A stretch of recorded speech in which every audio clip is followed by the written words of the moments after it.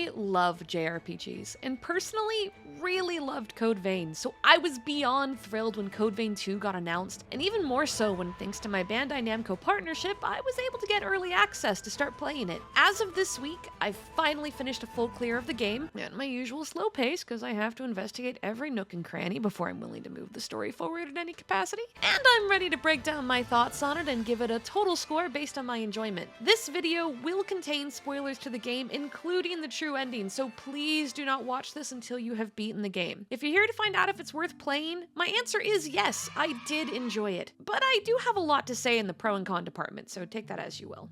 Okay, so I'm assuming the only people left now are okay with spoilers, yeah? Cool, let's do it. Code Vein 2 starts off with you waking up in some sort of fancy hall or school. We meet Lou, our open-chested, half-hearted sweetheart of a revenant who will be with us side by side the whole game, and Lavinia, the most giantest mommy character I think I've personally seen in any JRPG in, like, forever. The world is literally blowing up and we get exposition dumped a bit here. TLDR, something called the Resurgence is causing the world to literally die. We're explained that an event called the Upheaval was the turning point where things got really bad. They tried to contain the power of the Resurgence using a seal, but it failed. And in turn, multiple heroes sacrificed themselves into these cocoons to keep the power at bay. Those cocoons are nearing their limit, and now it's up to us to go destroy the cocoons, kill the heroes, and save humanity. Which, right out the gate, I was kind of like, what? Seems a little weird to be killing heroes that are keeping a horrible power at bay, but you know what? Maybe it'll make more sense as it goes. Take note of this moment, it's going to be really important later. At this stage, we're given the tutorial area and the place that will set the flow and tone of the entire game. We go back in time at the storage tower near where we wake up and meet a character that has long passed away named Noah. We travel around the area, solve problems, meet characters from the past while trying to find some special sort of forma. Think like unique magic item. We find it, but in that moment, Noah faces off a familiar foe to him and is facing death, but guess what? Time to get brought back to the present against our will. We're presented with our first choice in the game. Go back and save him, changing all of the present day timeline, or don't. This is the way the whole game works. Every chapter we meet a character, we go back in time to learn about them, and in turn get emotionally attached, to find an item of importance to them, then go back to the present, open their cocoons, and, well, kill them. Post-killing them, a weak bond will appear that, given the right circumstances, will allow us to travel back in time once more, find out where things went wrong and fix them, just so that way the hero suffers less and is a bit more redeemed, before still winding up in a cocoon that we still have to kill. Doing the second runs of each character is what determines good or bad endings, like how in the first game you needed to find all of a character's vestiges before initiating their zone boss. Needless to say, I spent all of my free time doing every character redemption I could. I went back and saved Noah, as did I think almost every player, since they do kind of railroad that one. And from there, moved to the first area of the real game, the Sunken City, which is where we meet Jose, the first hero we have to kill. She's headstrong, gutsy, and loves her people. Unfortunately, her bloodline is volatile as heck and causes her to frenzy frequently. And, well, you can kind of guess the rest from there. Each hero's story is tragic, so just kind of expect that to be the territory for each one. I'm not going to break down every single character story here, because that is way too much for a single video, but I'll make sure I give you enough so you can follow along with my compliments and complaints. Also, by the way, I played in Japanese, and Jose's VA is Sawashiro Miyuki, Mordred, my beloved, so she wins extra brownie points from me. Also, personally, her cocoon fights, both horror and hero, were consistently the hardest for me. Not sure if that was the case for everyone else, but like, literally every single boss was easier. Let me know in the comments which boss was the hardest for you, because I'm just really curious if I'm the only one who feels this way. Anyway, I need to explain the world setting real quick before my next point. So, this time around, Bandai said, let's do an open world! And this is where a lot of my issues are going to come in. The Sunken City and the next two zones, the Undead Forest and the Corroded Scar, are all on an open island zone, meant to kind of feel like the way Elden Ring does. And I think this is the main area where Code Vein 2 kind of dropped the ball. On release, the game ran so terribly that the reviews tanked, and even console players had to basically wait out a patch to fix it. My PC is over the required specs, and most of the time, I was barely at 20 FPS. Half of my cutscenes were fudged, and I had the game on the lowest settings I could the entire time. I feel like for a Souls-like, this is arguably unplayable for it to release in this state. but I pushed through out of the sheer love for the prior game and my interest in the characters we were going to meet. I've got a lot more to say on the open world aspect, but I want to make sure that we covered the main story beats first. After roaming the Sunken City for like 3 straight stream days, we get to the choice of going to either the Undead Forest or the Corroded Scar. So, the only indicator for the game's proper order is in the quest list, which, let's be real, no one checks that when exploring in an open world game. So in my playthrough, we went to the Undead Forest next. We meet Holly, who's a healer and arguably many people's favorite character. She's kind, caring, maybe a little flirty. And the story leads us to believe that despite her beautifully kind and caring nature, she somehow goes on some sort of rampage and murders her entire sanatorium and her father? Which obviously must be wrong, right? This one is a bit weird, because we do most of her story in the present, not the past, side by side a girl that looks just like Holly as a child named Licorice. This is the scientific name for the spider lily. After going through her past and learning about her relationship with her parents, we're able to continue to the cocoon fight, and then have the option to go back and redeem her. From there, we can move to the last location, except, funny story, Holly was supposed to be the last location, so I totally did this out of order, and move to the Corroded Scar to redeem the hero, Lyle. Lyle is your classic lone wolf, misunderstood kind of guy. He's a well-respected and known fighter within the Dawn Chorus, an armed group that is dedicated to reclaiming the Corroded Scar.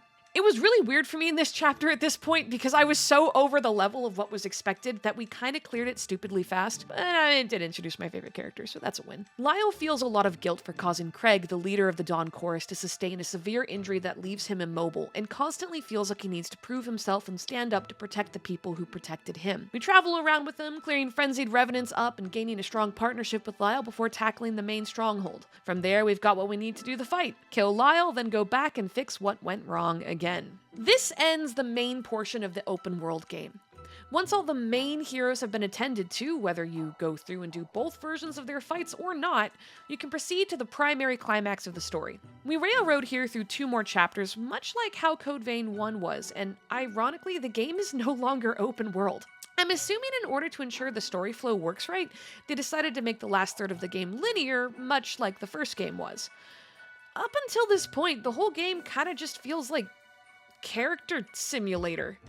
We run around an empty map, meet a character, solve their specific issues, with the only character connecting them being this dude named Gobo, who kinda ends up a nothing burger, oddly enough.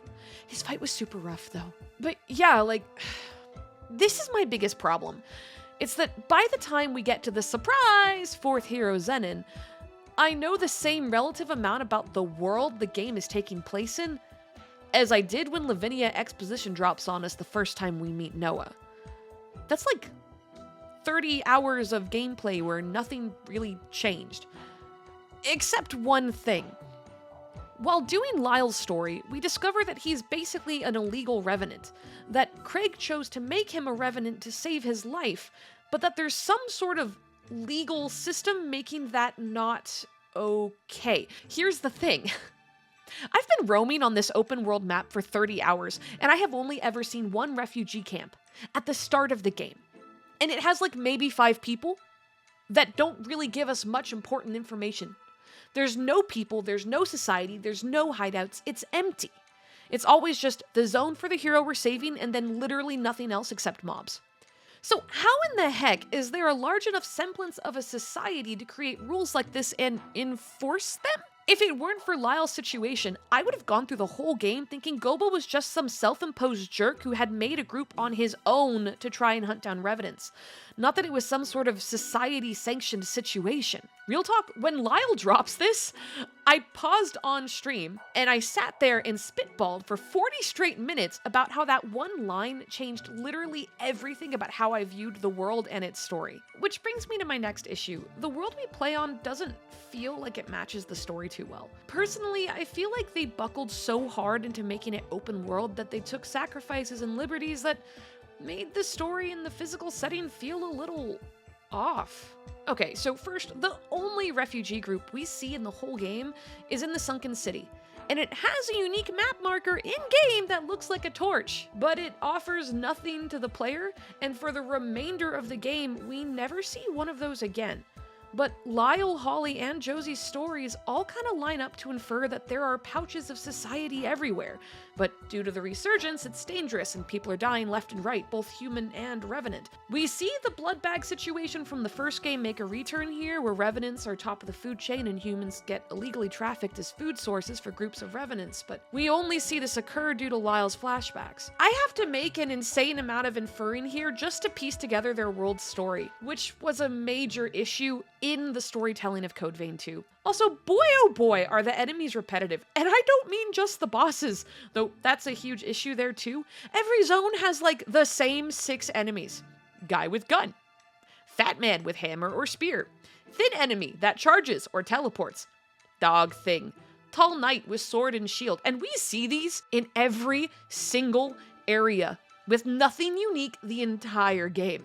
Mocap data is copied across the board, and the designs are all extremely reminiscent of each other with each iteration. Equally, it's the same with the bosses. Most bosses are just copy-pasted mini-bosses that we all meet on the tutorial island. There's literally nothing new in the entire rest of the game that we don't see on the tutorial area outside of the hero fights themselves, this blobfish-looking guy, and the biotentacle guy. At least in Code Vein 1, we had a unique boss per region, because the game was split into regions rather than one big open world map. Look, I'm sure they were trying to piggyback off of the Elden Ring effect here, but like, the story of the game and the world the story needed worked in direct conflict with their vast open world setting.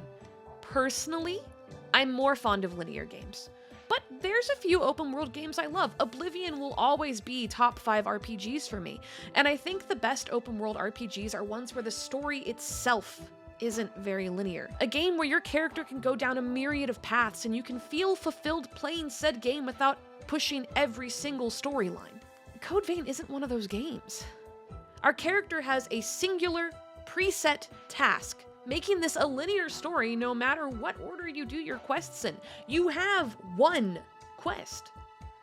I don't think games like that work the best in open world environments because it can undermine its own storytelling. It shouldn't have taken me 30 hours to finally get world story involved outside of the first cutscene in the game. That's just insane to me. And it's infuriating for me because now that I've played through the whole game, I really love what they wrote at its core, and the cast is lovely. I would have so much loved to have been forced to be more immersed into the story and the cast's dynamics at the cost of losing the exploration aspect, because I think the characters and the plot deserve that level of attention. I'm still lamenting the loss of no longer being able to spend time with the cast now that I've beaten the game. Craig, my beloved.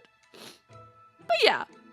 What I'm trying to get to is the story and the open world area of the game feels so extremely disconnected from each other. Open world games use the show not tell method to get the player to learn about the world and decide their story and their choices, while Code Vein 2 is like, here's a map with stuff. Oh, and here's the story. Isn't Holly a cutie? It just doesn't deliver the effect I think they were going for. And, of course, I don't think the game would have ran so terribly if they hadn't done an open world. Final notes for my complaints regarding the open world aspect is, well, the world is so drab and dull. There isn't a single map in this game that stood out to me as, like, really cool. The only coolish one is the pocket dimension stuff, and that's basically endgame, and ironically a linear map. While I hated playing it, in Code Vein 1 when you first get to the cathedral, it's freaking gorgeous, and it's stunning, and that makes the fact that you have to face wall it for hours that much more infuriating. It's been years since that moment first happened, and I still remember how I felt on that reveal years later. Cool maps and beautiful environments are a token piece for JRPGs, and something Code Vein 2 just doesn't have, and it 100% deserved to have. Going back to the story beats for a sec, we're gonna go over the last third of the game. So if you haven't seen the true ending and didn't listen to my warning at the start of this video, this is your last chance. We're entering mega story spoilers here. So you've slain all the heroes, had your heart broken, but went back into the past through Valentine's Bond and Magmel and had lots of silly moments with them to heal the pain, like watching Holly become an idol, or spending copious amounts of time bathing with Craig. And now, you're sent to a prison island to slay Zenin, a charismatic hero who had conflicting ideals. We're directly warned to not listen to him and stay true to our task of slaying him, which was an obvious red flag, but definitely kept me focused away from the real reveal that was about to come. ほほうまだ戸惑いが見えるようだ安心したまえ我が友人になれば世界は変わるそう美しい夜明けはすぐそこだおれ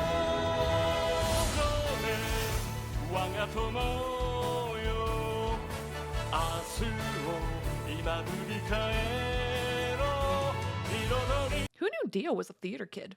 So, Zenin is your classic kabuki theater confident to an insane degree but incredibly intelligent leader type, and he's trying to fix the resurgence his own way. He breaks into our little pocket dimension with Lou and directly makes it clear that he's gonna break the fourth wall and be overpowered through the rest of the game. And frankly, we're all here for it. Zenin, unlike the other heroes, doesn't have a redemption fight. He has his one hero fight and that's it. If you've saved all the other heroes and done their redemption fights, then Zenin will place a unique forma on your heart that doesn't come into play until after you beat the game. To the surprise of no one, we go back to Magmel and discover that Noah's friend, who's been MIA and has had a bond we can access the entire game, is, surprise, the last boss, and that he was attempting to save humanity by killing all of Revenant kind.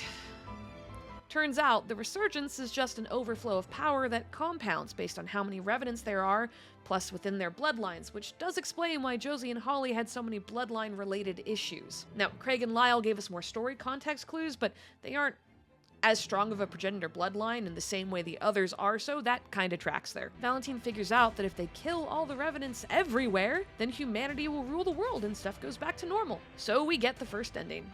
Revenant genocide. Oh, plus we're dead too and became a martyred hero. Irony strikes again, am I right? The credits roll and we go back to the main screen. Wait, huh?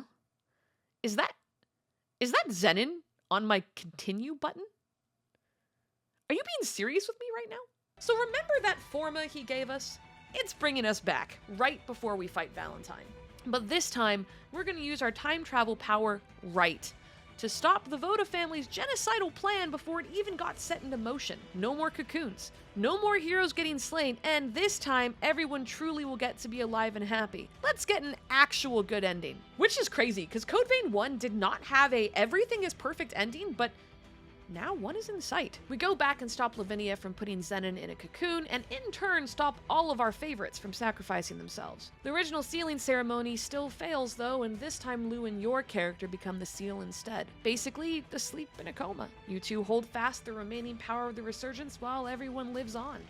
But wait, there's more. This time, after the credits play a second time, we can go back to rescue Lou, and we awaken inside of our mind. We refight all the bosses that were character important, and receive a character-specific booster, and note that if you choose to read it, will give you context of what was happening in the real world while you slumbered. And while we were asleep, our lovely found family has been toiling away to save us and restore society. We face the rest of the resurgence from within ourselves, and with the power of friendship, save Lou and wake up to our crew waiting for us. A truly happy ending. As everything fades out, we see the photos of all the people who matter to us and... Wait, who's that? Iris? Iris Magmel? Magmel? You mean the one character that had side quests but had literally zero connection to the story like the entire time? Except that one time she plot dumped on me before saving Lyle was actually considered a main character? Frankly, I think it's a refreshing, happy time travel story. I love the characters a lot, except whatever was going on with Gobo, Oscar, and Iris. I think it had complex concepts, and overall, the concept of the resurgence was a good way to still introduce the pressure that the Red Mist caused in the first game, but there's just some glaring issues that I can't look away from. We've already gone over all my feelings about the open world and the problems it caused, but there's two other big problems that I'd like to talk about. The game seemed to not know what its core moral was. Josie, Holly, and Lyle are stories about family. Josie and her sister, Holly and her father and mother, and Lyle with his adoptive father and found family with the Dawn Chorus. Even the way they pan through the character photos at the end makes it feel like the story was supposed to be about family, yet nothing in the actual world and general plot really make it feel like that's the case. I don't feel emotionally connected to the entire cast like family would be because each character was so disconnected from each other. To further prove my point here, we're doing Craig's side quest to heal his pain, which allows him to walk again, and mind you, him and everyone else are all in Magmel for some unexplained reason. So we bring him to Holly, and this man goes, "Wow, a personal introduction? Bro, she was literally one room over. Why are you acting like you've never seen her before?" I love Craig to death. He's my favorite, and I'm probably going to put a poster of him up in my room, so I'm allowed to make fun of him like this, I'm pretty sure. But my point stands. In Code Vein 1, we had a home base that made sense and all the characters truly coexisted. However, in Code Vein 2, it feels like they just magically appear there for no reason post their fight, and then act as if they all live in some sort of pocket universe separate from each other. This was a really weird choice and further made it feel less connected and less like found family for the player.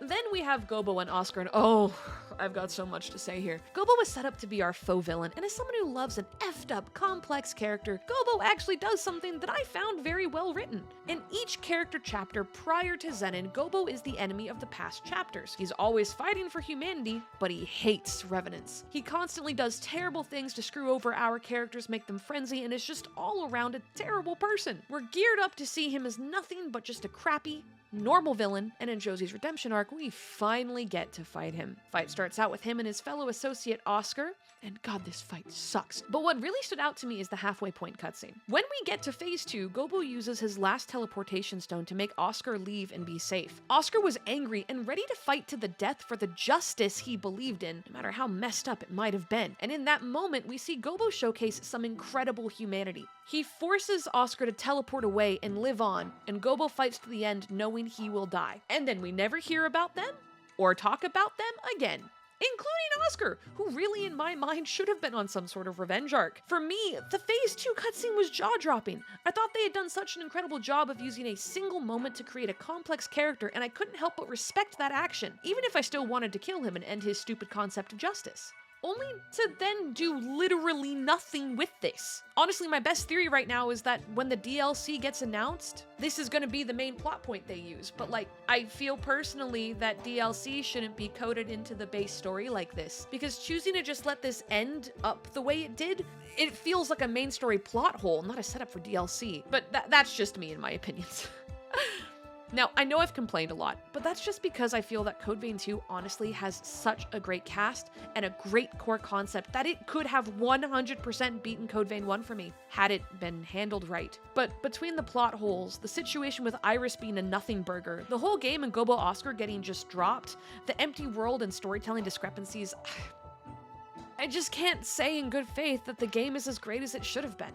Code Vein 1 left me crying and wanting more. It was painful, but it was beautiful. Code Vein 2 also has me wanting more, but not because the story was wrapped up so well I have to admit that it's over, right? Like a good book when you finish the last page and you just don't know what to do with yourself. No, I'm feeling this way because it feels like something is missing or that things just aren't quite right. And somehow the fact that we get a perfect happy ending is making that void of something feel a bit grander. I can only hope that the DLC will be really expansive and give me what I'm looking for, even if it can't fix the issues I've talked about above. All in all though, I did really enjoy playing it. I wouldn't be against doing a new game plus, and the playstyles for the action battles were all really fun. There's a lot of really good weapons and build options, and it's fun to play when it's not lagging. I think if I had to give it a score, it would probably be 6 out of 10. And honestly, it's being so hard carried by the characters, it's insane. So while I wait for the DLC, I'ma just launch my new game plus, grab my hot new vampire husband, beat up some mobs, and soak in the hot tub while I wait patiently. 2027 isn't that far away, right? Thank you so much for watching. I had a lot of fun making this video and getting to just lay out all my thoughts about Code Vein 2. I feel a little bad that I had so many complaints, but you know what they say, love and hate are two sides of the same coin. I wouldn't be so passionately spicy if I didn't care about the game. But what about you? How did you feel? Let me know what thoughts you had about the game and its story down below in the comments. I'm excited to read them. All right, bye-bye!